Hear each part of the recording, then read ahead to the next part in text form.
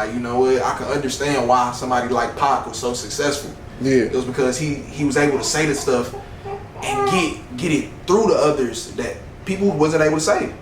And I'm like, okay, you know, that's what it is. You know, it's like I used to write haikus, man, and they were so hard because you had to use a couple words to say something specific. Yeah. And my teacher, like, that's how I won a couple of like contests in my class, because I used to be able to use the right words to convey the right message. You feel me, son? That was the big thing with poetry. It's like it'll help you get that meaning across. So in between, like, you know, just growing up, between poetry and music, like, which one did you really fall in, like, love and put more effort into, like, growing up before, like, you start doing music?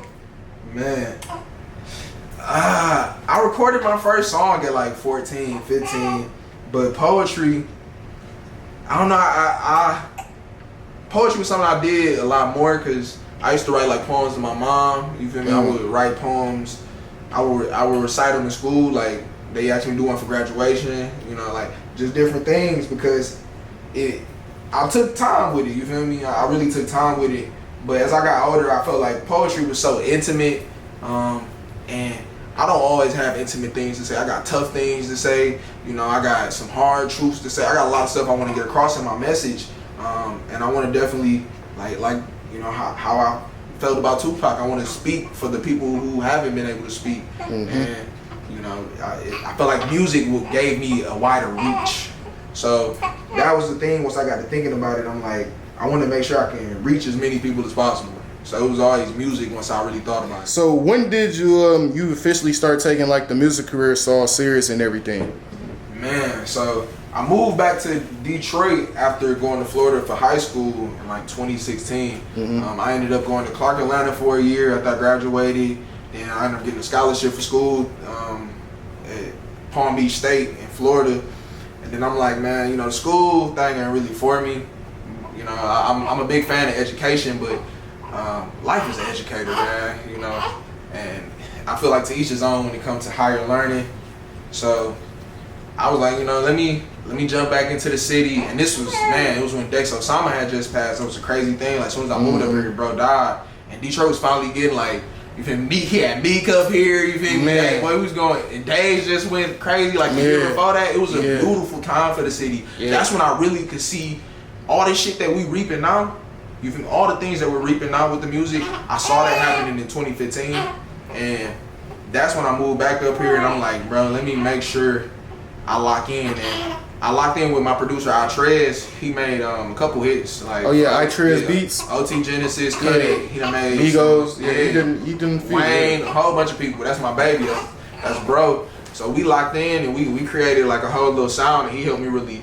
That's when I developed the Wespalmrich sound, because my sound is a mixture of the Florida, the Detroit, and Atlanta, the three places that, you know, that I stayed in the majority of my life and made my, you know, cultivated who I am.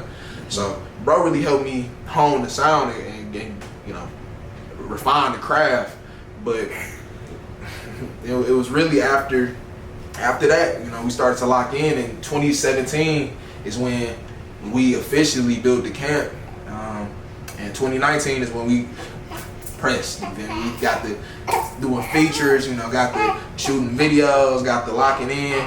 So ever since, you know, it's been really since 2015 where I had the mindset to do it. But the mindset is just one thing. As a man, I'm realizing that, you know, you got to get the mind right first. You feel me? You can't move without the head. You know, the body gonna follow. But once I got the mind right, it took us some time to plan. In 2017 to 2019, once we really start executing. You know. Who's all under the camp movement right now? Man, so like sis, you hear me? Like the Prezi would say, my nigga Blueprint Bentley, it's about 50 niggas in the camp. I can't lie to you. My son in the camp. You feel me? He the newest member. You know, but ultimately the camp. We're an umbrella company. We're a creative agency for real, where we focus on bridging that gap between mainstream media and high innovative artists. Because back in the day with like the Def Jams, the Rockefellers, you know, older labels, when they was starting up, they really A&R'd and helped discover a lot of artists. And that's a missing art, you know, that people don't really be willing to help build the artist. So Yeah. we find artists who, you know, are either earlier in the stage of their phases, or we find artists, you know, who do have the, you know, the sound down packed. They just need some extra fine tuning, and we help them in all the ways we can. But it's not just with art. You know, we plan to do this with athletes, helping them manage their money, helping them get financially literate. You know, we plan to do this with movies. We have the camp production team. You know, we got a lot of different members. We got engineers, producers, beat man. We got so many people in the camp, and it's really just our mission statement is to inspire, empower, and enrich the lives of others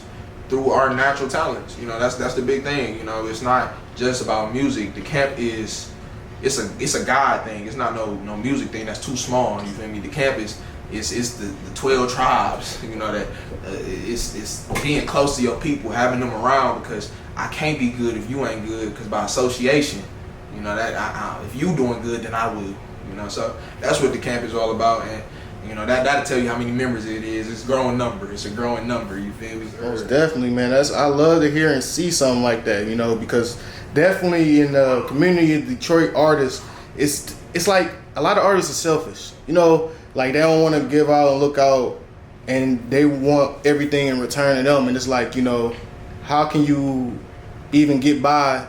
Even thinking of shit gonna come to you if you haven't done nothing to give back, you know. But that's definitely something you're doing on, and it's not even like you said, you're not even on the music. You're doing it with athletes, kids, students, all types of stuff like that. We done did some charity events. We done did an event with at King High School with Ambry Thomas. He played for the San Francisco 49ers. Yeah. And we went to the University of Michigan, cornerback. Yep. You know, so we big on making sure that we put our stamp in our community, because we want to make sure that we helping to enrich and empower each other, you know, because we want to help transform lives, and that's our biggest thing with the campus. It's not just with the music.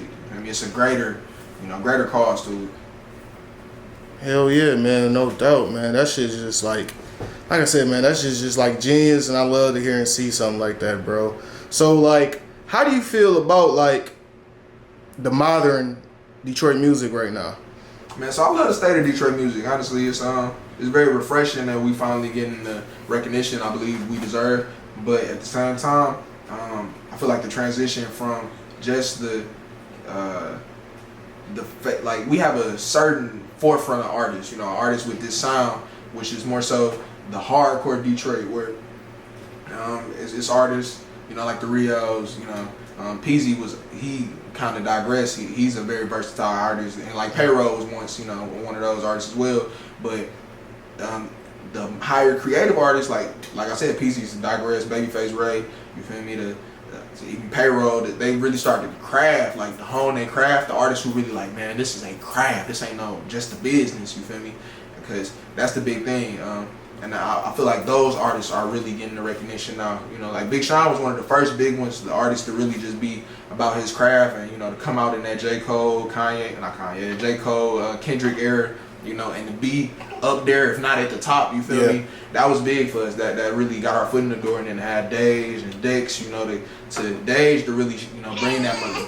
Dage brought that melodic that everybody took, you feel me? People don't credit her enough, dog. I remember I'm in Florida, let a nigga try me. I'm like, nigga, what y'all do about Dage Loaf? The way how I look at Dage Loaf, she don't need to drop music anymore, because it's like she impact the music culture so heavy. Yeah, she cemented herself. It's so many samples of her, male and female type shit. So many style, like, you know, other than the music, the style and shit she impact type shit. I think about her like what Speaker Knockers did for music. Yep, exactly. Like, Speaker a lot Knockers of people, too.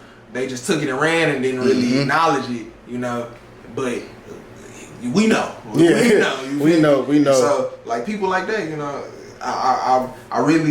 I was more so big on those artists because I align more with them as I'm a high innovative creative. I try to make so many different sounds of music, and I really, you know, I spend time on that, and that's something that I'm happy to see that Detroit is now getting recognition for those artists as well, because yeah, we got the hard street ones, we got the artists who can do both, you hear me, we got the artists who are a little creative, you hear me, and then we got so many more, you know, like different, we got a little a Detroit rap punk, you know, a mosh little circle, like shout out to my baby O'Curtin, you feel me, like we got a lot of fire artists, you know, so I'm loving the city, like my pop said in his interview with Dr. Darius a while ago. I'm loving how the city looking, man.